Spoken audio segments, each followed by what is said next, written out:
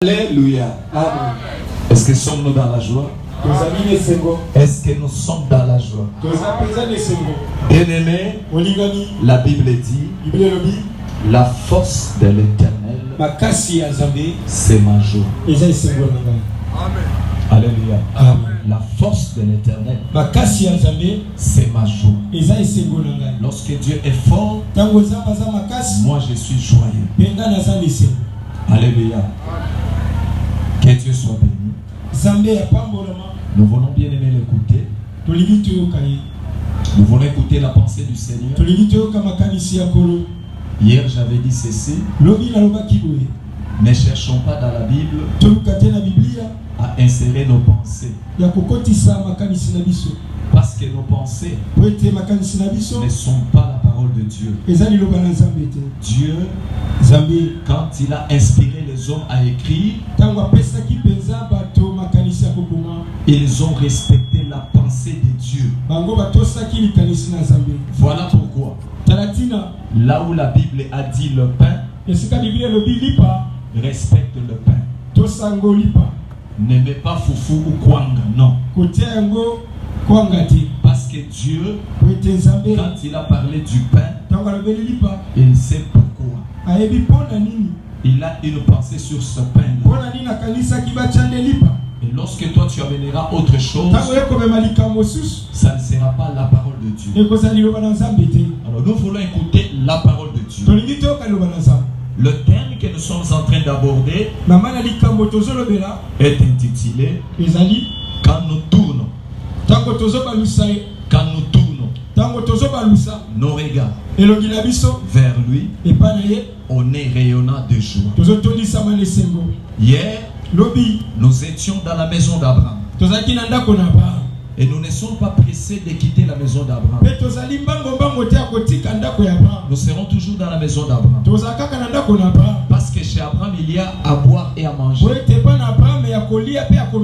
Quand vous lisez Abraham, tel que je l'avais dit hier, Abraham c'est toute la Bible. Abraham c'est toute la Bible. Bien aimé, là où Abraham a mis ses pieds, tout ce qu'il a fait, et vous devez savoir aussi que Abraham, c'est un prophète. Or, la Bible dit les gestes d'un prophète, c'est une prophétie. Alléluia. Amen. Donc quand nous lisons Abraham, étant prophète, tout ce qu'il a posé comme acte, ce sont des prophéties qui doivent être expliquées selon la pensée de Dieu dans la Bible. On ne peut pas expliquer Abraham selon nous. Non. Expliquons d'abord Abraham selon la Bible. En respectant cette coutume-là. Amen. Amen. Rapidement, Genèse chapitre 21, parce qu'on n'a pas de temps.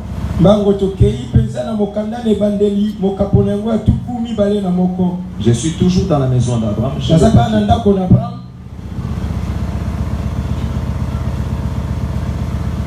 Plutôt, Genèse 22, si vous m'excuserez. Genèse 22.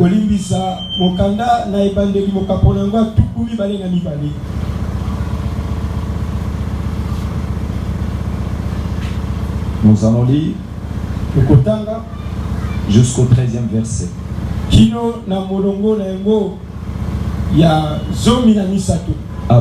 Plutôt, Genèse chapitre 22, du premier verset jusqu'au 23e verset. Genèse 22. Verset 1er jusqu'au 22e. Et plutôt jusqu'au 13e. Nous pouvons nous lever pour la lecture de j'ai lu. Par la suite, Dieu mit Abraham à l'épreuve. Il l'appela et Abraham répondit, oui, je t'écoute. Dieu répond, prends ton fils Isaac, ton fils unique, que tu aimes tant, va dans le pays des Moridja, sur une montagne que je t'indiquerai. Et là, offre-le moi en sacrifice. Le lendemain, Abraham s'éleva tôt. Il fendit le bois pour le sacrifice. C'est là son âne et s'est mis en route vers le lieu que Dieu lui avait indiqué. Il est mené avec lui 2 serviteurs, ainsi que son fils Isaac. Le surlendemain, il aperçut l'endroit de loin. Il dit alors aux serviteurs, restez ici avec l'âne. Mon fils et moi, nous irons là-haut pour adorer Dieu. Puis nous vous rejoindrons. Abraham chargea sur son fils Isaac le bois du sacrifice. Lui-même portait des braises pour le feu et un couteau. Tandis qu'ils marchaient tous deux ensemble, Isaac s'adressa à son père. Abraham, mon père, dit-il. Celui-ci lui répondit, je t'écoute mon enfant. Nous avons le feu et le bois, dit Isaac. Mais où est l'agneau pour le sacrifice? Abraham répondit, mon fils, Dieu veillera lui-même à procurer l'agneau. Ils continuèrent leur route tous deux ensemble. Quand ils arrivèrent au lieu que Dieu lui avait indiqué, Abraham construisit un autel et il déposa le bois. Puis il lia Isaac, son propre fils, et le plaça sur l'autel par-dessus le bois. Alors il tendit la main et saisit le couteau pour égorger son fils. Mais du ciel, l'ange du Seigneur l'interpella. Abraham, Abraham. Oui, répondit Abraham. Je t'écoute. L'ange lui ordonna, ne porte pas la main sur l'enfant, ne lui fais aucun mal. Je sais maintenant que tu respectes l'autorité de Dieu, puisque tu ne lui as pas refusé ton fils, ton fils unique. Relevant la tête, Abraham aperçut un bélier retenu par les cornes dans un buisson. Un bélier. Vous respectez ça. Il alla le prendre et l'offrit en sacrifice à la place de son fils. Amen. Amen. Vous vous asseoir. Oui, bien-aimé dans le Seigneur, Dieu est tellement merveilleux. Il sait respecter sa pensée et il sait respecter sa parole. Nous venons de lire dans la maison d'Abraham, il y a eu un moment où Dieu a mis Abraham à l'épreuve. Dieu avait promis un fils à Abraham. Il vient accomplir cette promesse, il lui donne Isaac. Mais il avait dit à Abraham ceci, que c'est à partir d'Isaac que toi, Abraham, tu auras une postérité ou une descendance. Maintenant, un jour, Dieu s'élève et il dit à Abraham, donne-moi ton fils, ton unique. C'est que si nous comprenons, devant Dieu, Abraham n'avait qu'un seul fils. Alléluia. Alléluia. Amen. Parce qu'il lui dit, donne-moi ton unique. C'est que Dieu, quand il regardait Abraham, il voyait seulement Abraham avec un seul fils. Oui, ça aussi c'est prophétique. Alléluia. Mais ce n'est pas notre apanage d'aujourd'hui. Mais il dit maintenant, tu n'as qu'un seul fils. Abraham, donne-moi ton fils unique. J'ai besoin que tu me l'offres. Mais je vais t'indiquer. Va. Non pas bien aimé comme nous l'avions prêché la fois passée. Parce que les gens ont dit Abraham est allé offrir le fils sur le mont Morija. Non. Dieu lui dit va dans le pays de Morija, sur la montagne indiquée. Voilà pourquoi l'apôtre Jean dans l'Apocalypse nous dit ceci. Que c'est lui qui lit, fasse attention. Parce que tu peux commencer à prêcher et tu parles du mont Morija, mais c'est un mensonge.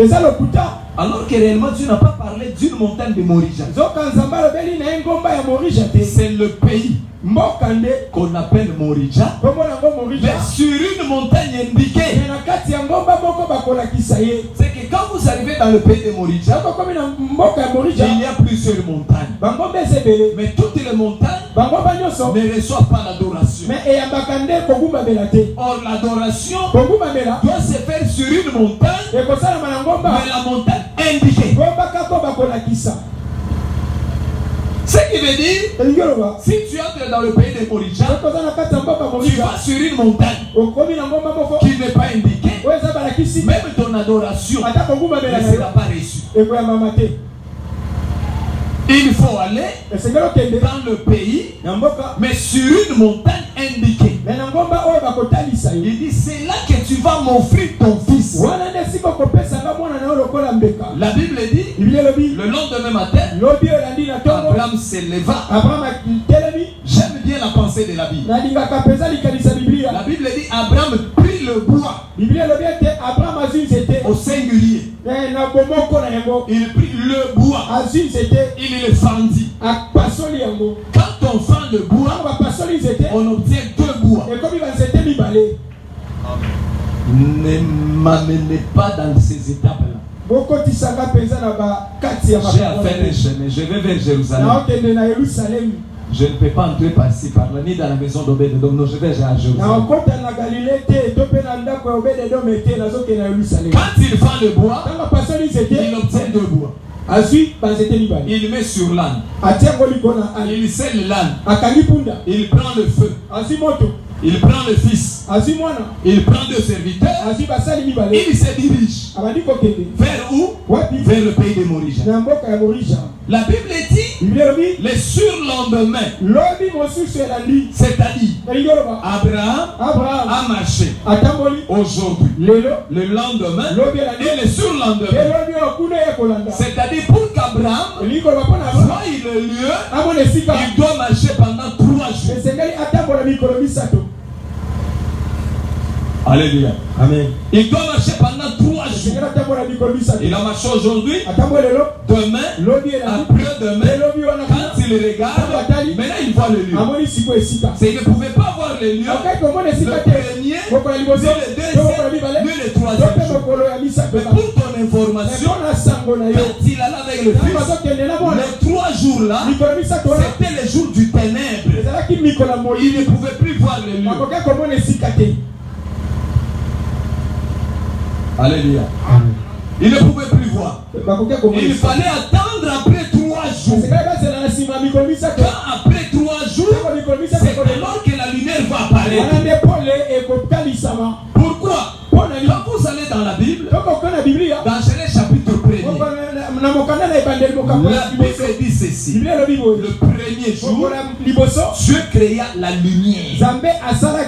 Et il sépara cette lumière avec le ténèbre.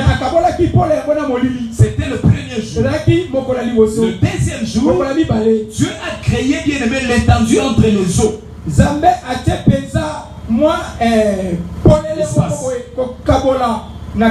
Et il a appelé cette étendue sienne.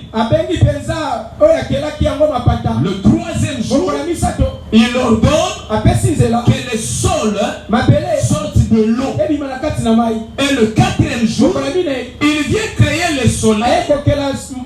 Et il dit, c'est pour éclairer la terre. Et je me pose la question. La lumière du premier jour n'avait-elle pas éclairé la terre? Ce qui veut dire, du premier au troisième jour, la terre était dans le ténèbre. Il fallait que le soleil vienne le quatrième jour pour éclairer. La lumière apparaît après 3 jours. C'est alors qu'on peut bien voir. Voilà pourquoi, pour ton information, Jésus est sorti de Juda parce qu'il est le quatrième chez Jacob. Ça me comprenez? Ça c'est le quatrième jour. Voilà pourquoi Abraham devait marcher. Le premier, le deuxième, le troisième jour, il ne voyait pas les lieux. Ça fait 3 jours qu'il voit maintenant les lieux. Et à cela, je vais maintenant m'en aller. Il entre dans le pays, il cherche, il voit la montagne. Quand il voit la montagne, interdiction au serviteur de monter. Il dit au serviteur, vous et l'âne, restez ici. Mais Abraham ne dit pas que je vais sacrifier. Il dit, je vais adorer moi et le fils. Nous irons adorer. Bien aimé, j'aime bien respecter les définitions de la Bible. Voilà pourquoi à nos bien-aimés les musiciens et à moi-même, quand vous venez ici, bien-aimés, maintenant commençons à adorer. Vous connaissez l'adoration? L'adoration, Isaac a posé à son père parce qu'il connaissait l'adoration. Il lui dit, Père, nous avons le feu, nous avons le bois, mais il n'y a pas l'agneau. Comment est-ce que nous allons adorer? Amen. Alléluia. Comment est-ce que nous allons adorer? Abraham, qui avait aussi cet enseignement, il lui dit, Dieu lui-même veillera à donner l'agneau pour que l'adoration soit complète. Amen. Alléluia. C'est que s'il n'y a pas ces choses-là, l'adoration n'est pas complète. Il faut que l'agneau soit, le bois, on élève l'autel et ça se fait sur une montagne. Abraham arrive là, il dit, vous les serviteurs et l'âne, restez ici. Moi et les fils, nous allons monter sur la montagne parce que nous irons adorer. C'est que pour Abraham, adorer, c'est sacrifier le fils. Alléluia.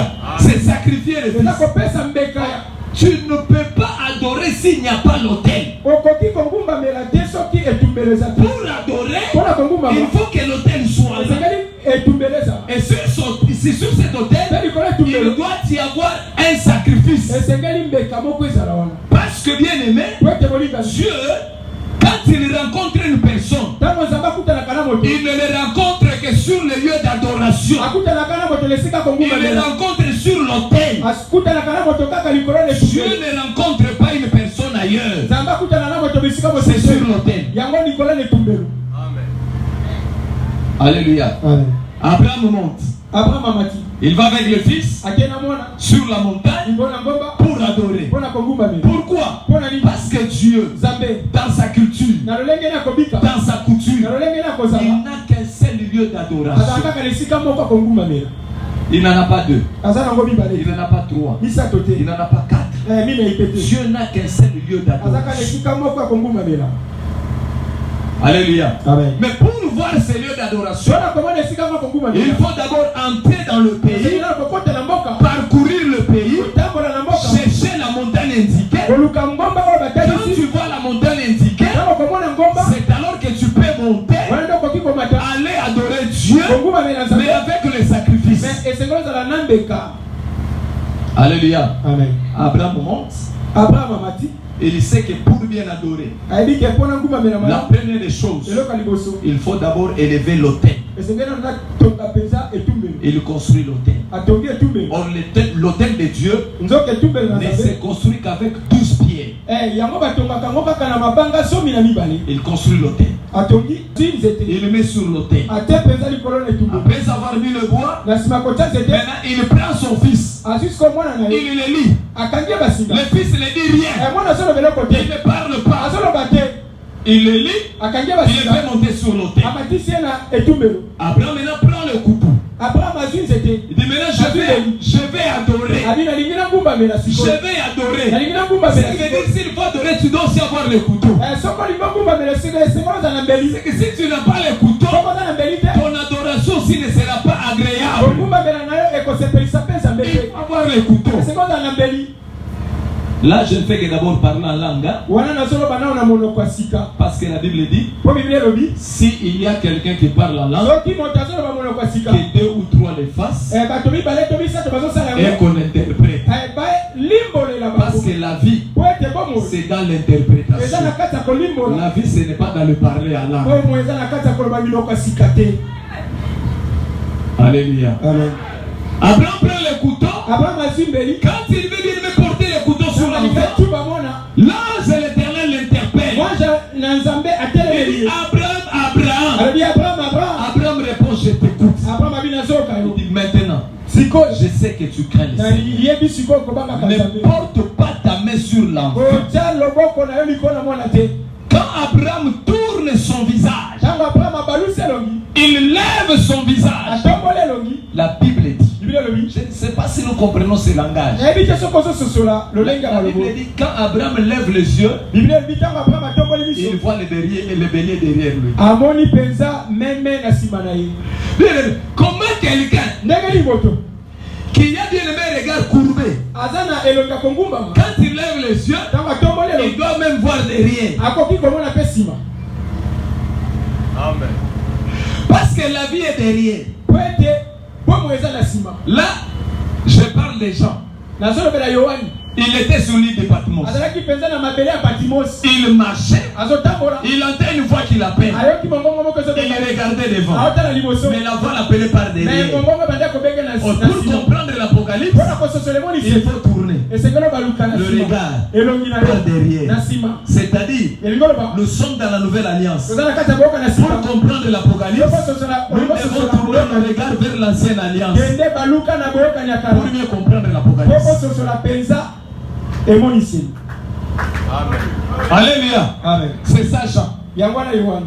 Quand il a tourné, il a vu un homme qui marchait au milieu de cette chandelier. Or les 7 chandeliers, ce sont des lumières. Et l'homme qui marchait au milieu, il nous a dit dans le livre des Jean, moi je suis la lumière du monde. Or quand vous regardez les lumières, les 7 chandeliers, nous faisaient 49 lampes.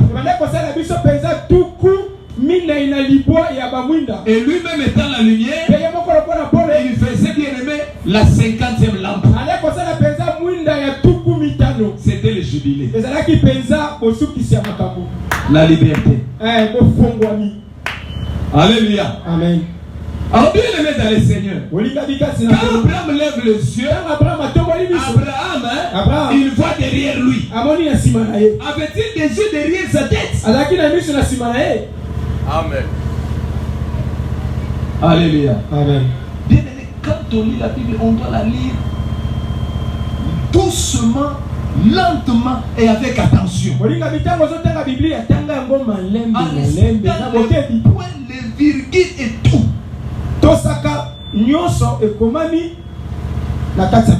Abraham lève les yeux.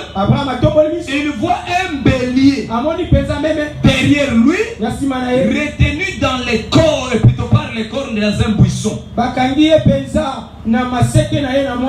Directement Abraham prend le bélier, il vient l'offrir à la place d'Isaac.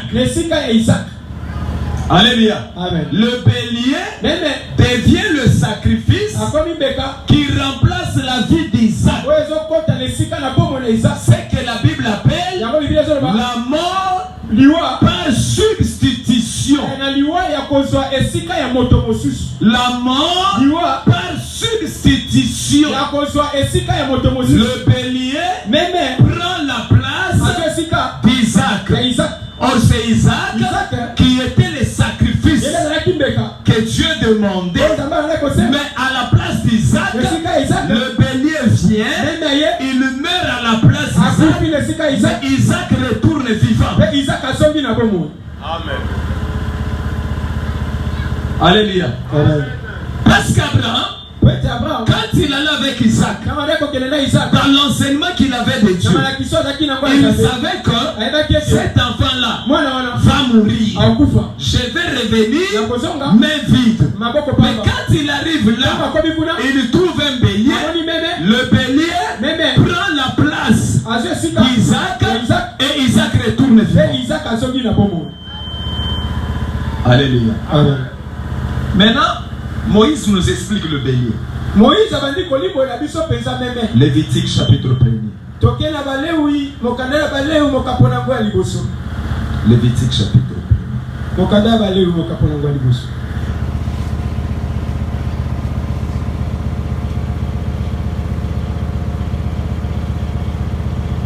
Du 10e verset jusqu'au 11e verset. 10e jusqu'à 11e verset. Je peux lire ensemble avec toi. La Bible dit ceci. Si quelqu'un offre un sacrifice complet, ça vous devez le retenir, sacrifice complet. Si quelqu'un offre un sacrifice complet, une tête de petit bétail, il doit prendre un bélier ou un bouc sans défaut. Il l'égorge devant le sanctuaire au nord de l'autel. Le prêtre, fils d'Aaron, asperge de son sang les côtés de l'autel. Alléluia. Là, c'est maintenant Moïse qui vient avec les sacerdoces. Il nous explique maintenant le sacrifice de ce bélier-là. Il dit ceci. Si quelqu'un veut faire un sacrifice de petit bétail, de menu bétail, alléluia, ce sacrifice-là, c'est un sacrifice complet. C'est-à-dire dans le sacrifice complet, c'est quoi? Quand tu amènes ce sacrifice, cet animal-là, on ne doit rien enlever. On doit prendre tout l'animal, on le met sur le feu pour l'honneur de l'Éternel. On n'enlève rien. C'est ainsi que Moïse dit, si quelqu'un fait faire un sacrifice complet de menu bétail, il doit donner un bélier ou un bouc qu'il va amener chez les sacrificateurs, qu'on doit égorger au nord de l'autel des sacrifices. Au nord de l'autel des sacrifices. On prend de son sang, on asperge et on prend la totalité de l'animal. On le met sur l'autel. Un sacrifice d'agréable auteur. On ajoute encore Lévitique chapitre 6 verset 1 à 2.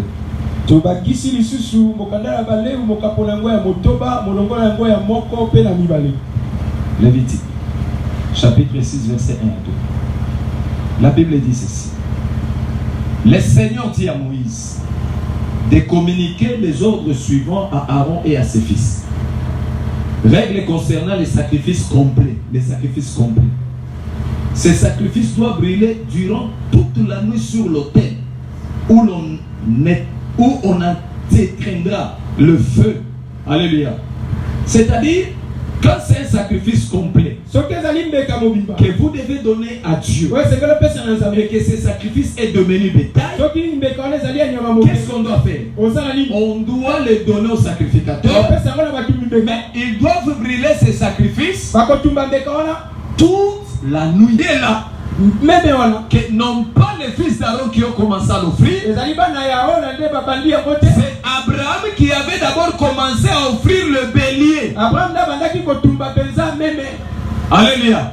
Or, ce qu'Abraham faisait, c'est ce qu'on appelle le sacerdoce. Ne confondez pas avec les cantiques que nos musiciens chantent. Voilà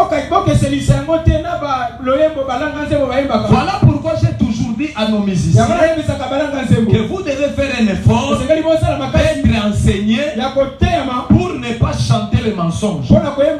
Quelqu'un nous a chanté ici. Atamboli na mai. Akaboli mai bonganga. Ça, ce n'est pas le bonganga Nzambe. Non, non. Non. Donc vous chantez des choses qui ne sont pas dans la Bible.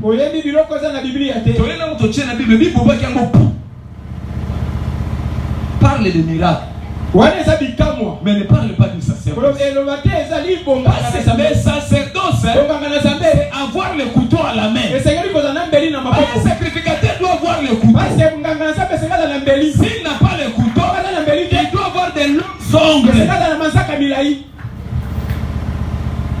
Il doit être comme Samson, qui est capable avec ses ongles de déchirer les lions. Alléluia. Quand vous avez des ongles, vous êtes capable au sacerdoce. Si vous avez le couteau, vous êtes capable au sacerdoce. Mais si tu n'en as pas, tu n'es pas aussi sacrificateur. Comment est-ce que le peuple va manger? Comment est-ce que Dieu va manger si toi tu n'as pas le couteau? Alléluia. Pour que le peuple mange, tu dois avoir le couteau ou les ongles. Pourquoi? Parce que Dieu a des choses tellement compliquées. Comment un homme comme Samson qui tue un lion avec ses bras, il le déchire, il le laisse, il s'en va, mais il retourne au lieu qu'il puisse constater la pourriture, il voit le miel. Est-ce qu'on peut expliquer ça scientifiquement? Voilà pourquoi je dis nous devons respecter la pensée de Dieu. Parce que selon la pensée des hommes, quand on tue un lion, on doit trouver la pourriture. Mais Samson tue les lions, il vient demain, ça devient une nourriture à manger. Pourquoi? Parce qu'il avait des ongles. Amen. Est-ce que nous comprenons bien? Parce qu'il avait les ongles. Si Samson n'avait pas des ongles, on n'allait pas manger le miel. Pour manger le miel, il faut déchirer les lions. Amen. Alléluia. Or Dieu, quand il parle des animaux, Dieu lui-même se cache dans les animaux. Alléluia. Il se cache dans les animaux. Voilà pourquoi on l'appelle les lions de la tribu de Juda. C'est que ces lions-là, ils cachent le miel. Pour avoir le miel, il faut les déchirer. Ce que l'église doit faire, c'est de prendre Dieu, les déchirer. Quand vous déchirez Dieu, vous faites sortir le Fils. Amen. Le Fils, c'est le miel qui est dans le Père. Voilà pourquoi quand il était sur la terre, il disait, moi je suis dans le Père. Amen. Alléluia. Moi je suis dans le Père. Le Père étant les lions, il faut les déchirer pour faire sortir le Fils. Parce que nous avons besoin du Fils.